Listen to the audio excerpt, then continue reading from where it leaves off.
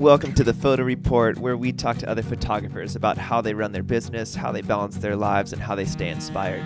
I'm Braden Flynn, your host, and had the chance to be out at Field Trip, which is an amazing conference where you're challenged, you're inspired, you get to hang out with amazing people, and it's just a blast. I spoke out there, but then also had the chance to just talk with a couple other photographers that are friends of mine, and hope you love what they had to say.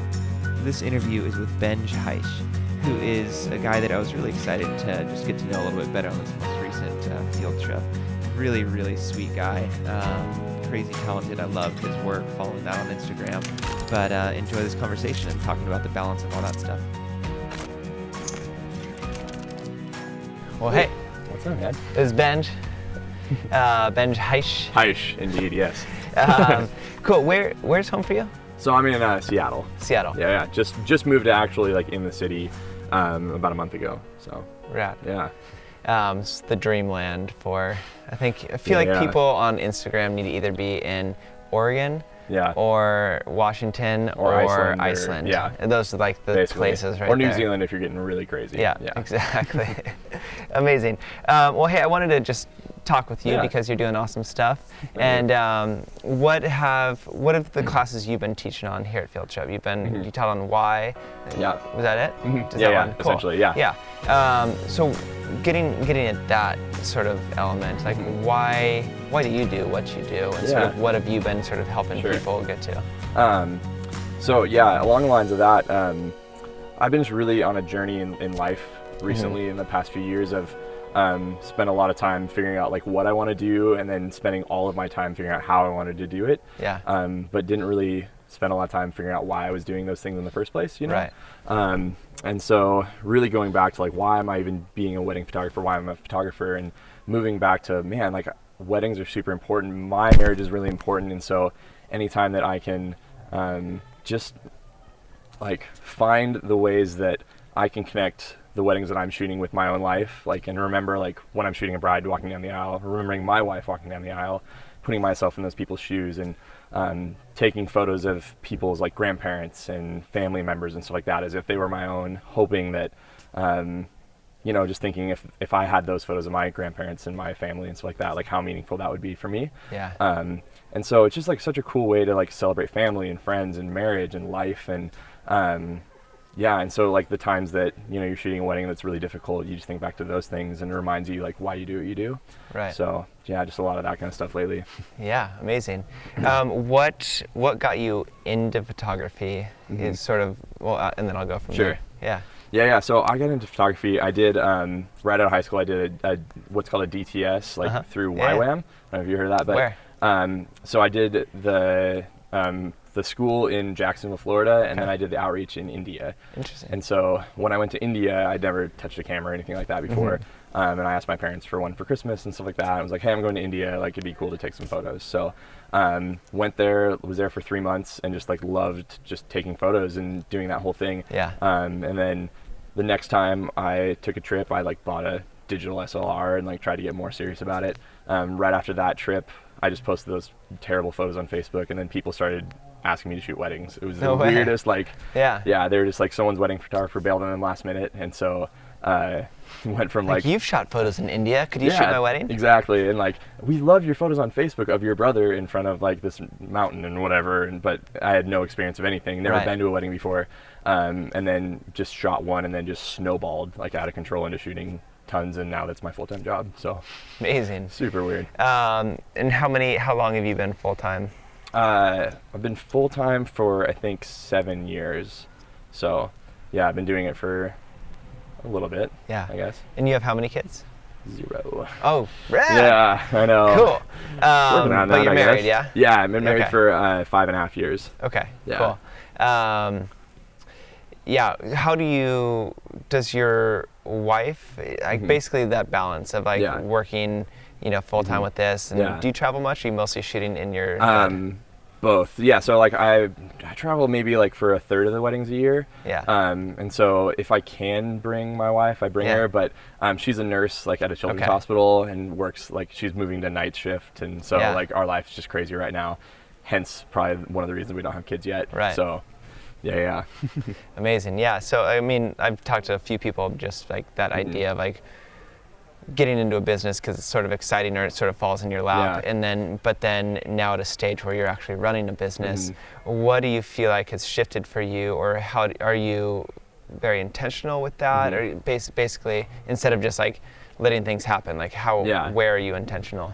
Yeah, so I think like that was me a couple years ago, just going like, all right, I've been married and stuff like that, like, and I've just been doing photography for maybe like 5 years, but didn't want to do it. Like it just happened. Yeah. And I was like, this is cool. Like I used to play music and stuff. So I was like, oh, I'm being an artist, like doing something that's kind of fun that people do for a hobby. But a couple years ago, really started checking myself and going like, why am I actually doing this? Like why, you know, when I go to a wedding, is it just because I want to be featured on some blog, or is it because I think that this stuff's actually really important, right, and stuff like that? So it's moved so much more from like blog features and Instagram and stuff like that to like people and, you know, things that actually matter and are going to matter beyond 5 years of something that's, you know, really cool right now. Yeah, I don't know if that makes sense. No, totally. Yeah. Thinking through running a business is hard, you know, so basically thinking through just sort of where you are with your business, like what's hard right now, you know, in terms of like, what are some of the struggles? Like ultimately, like why I do a lot of these videos is so other people watching can either like relate or like say like, hey, listen, like you're top level, but you still have these struggles, or this is hard and this is what I'm dealing with or going through, you know? Yeah. So I mean, like, I think the most annoying thing for me right now is just like doing emails and like that, some of that back end work. Obviously, like I love shooting. I'm fine with editing. I actually really like doing that kind of stuff and putting my work out there. I really enjoy that. But some of the back end stuff, to be honest, is like super hard for me to like get back to people right away and do the things that running a business are obviously super essential. Right. I lost my train of thought. Yeah, just what's tough right now, you know? So.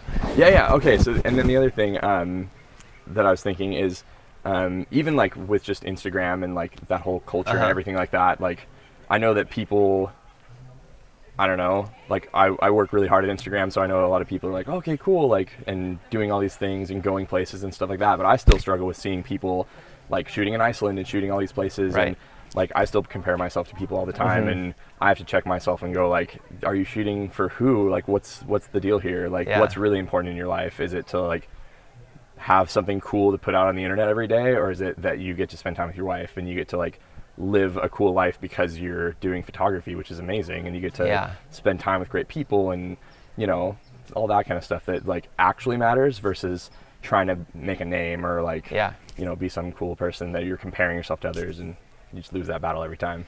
Yeah, man, it's hard. Like one of the things I've been talking to just a lot of people is like, at what stage do you feel like you've made it, you know, because like you finally hit a certain amount of followers, but then there's obviously people, you know, Paul Octavius over there that has like 600,000 followers, you know, like 500,000 followers. So there's always somebody that has more, you know.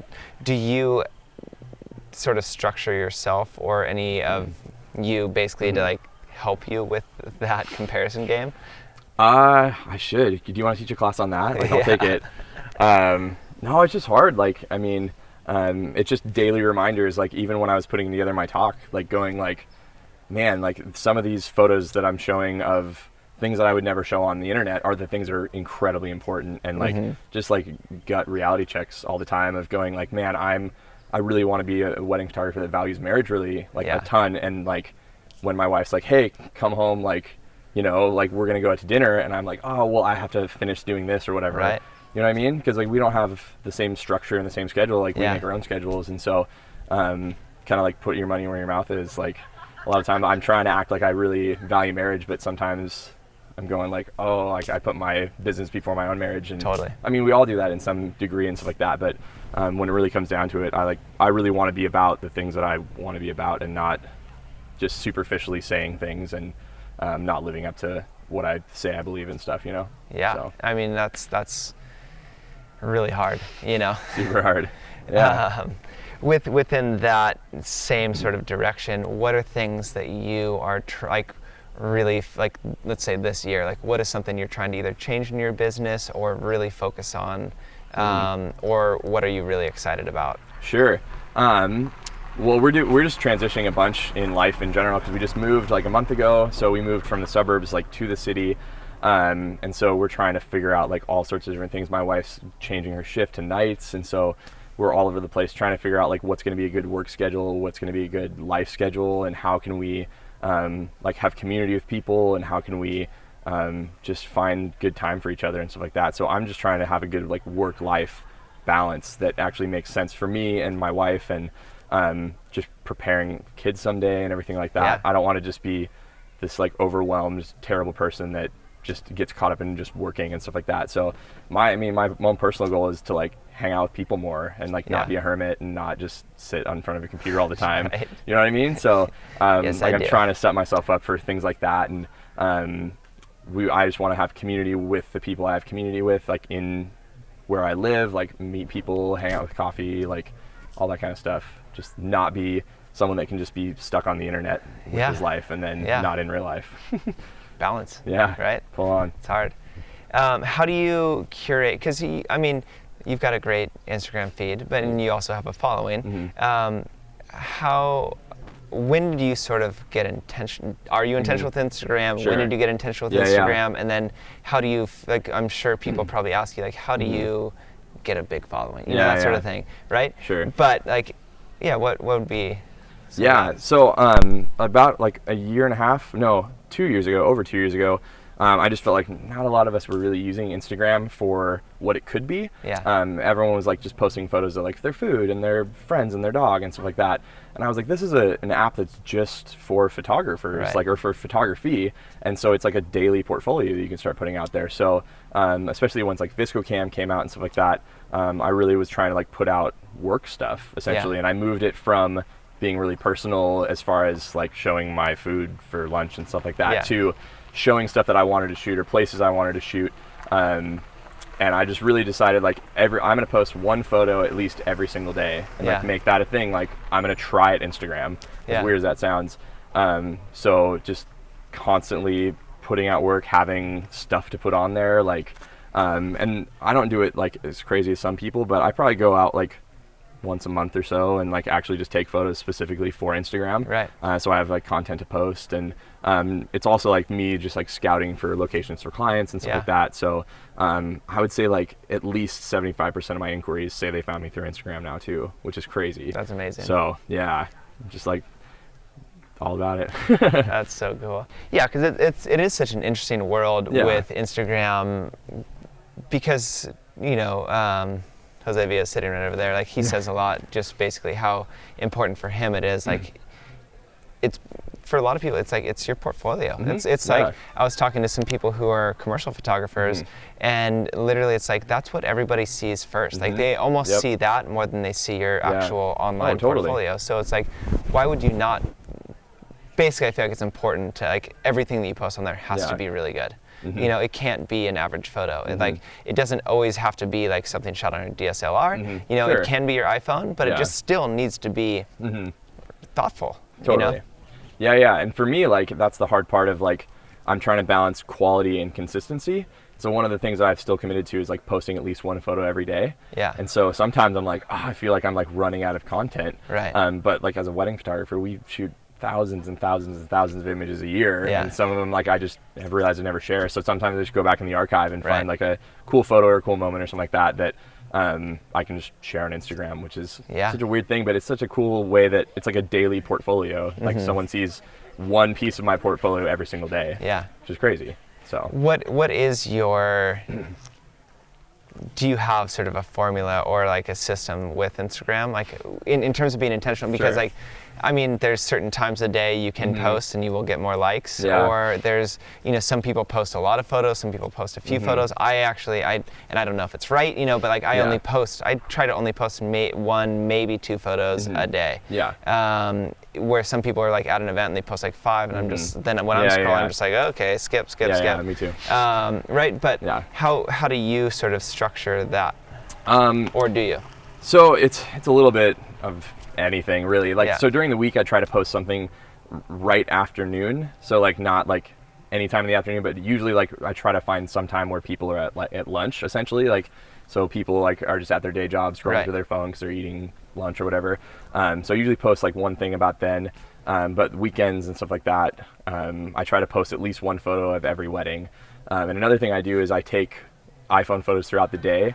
and I text them to my clients that night, so they have something like right away. That's awesome. So they can post it on their Instagram, and they can put things, on Facebook and everything like that. And then I don't have people, like the next day, like, so when are we going to see our photos? Because at least they've gotten something. Yeah. So I've just committed to doing that, which has helped me like even be a better photographer, because you can't cover a lot of things when you're shooting on an iPhone that you could cover when you're shooting at a DSLR. Right. There's no depth of field, everything's depth of field. So you have to like be really intentional about light and composition and things like that when shooting on a phone versus like, shooting on a 645 or something like that, where you can blur everything out. Yeah. So yeah. Amazing. Well, cool. Well, thanks so much. Where can people see more of your work, or what your Instagram feed is? Yeah. It's Benj Haisch, which is weird. So it's How do you spell Haisch? Yeah, I know. So Ben's a tough one, but Haisch is. So it's BenjHaisch. Yeah. And that's like .com is my website as well. So amazing. yeah. Well, thanks so much, Yeah, and love getting to hang out. Thank you. Yeah, appreciate it. Totally, dude. Right on.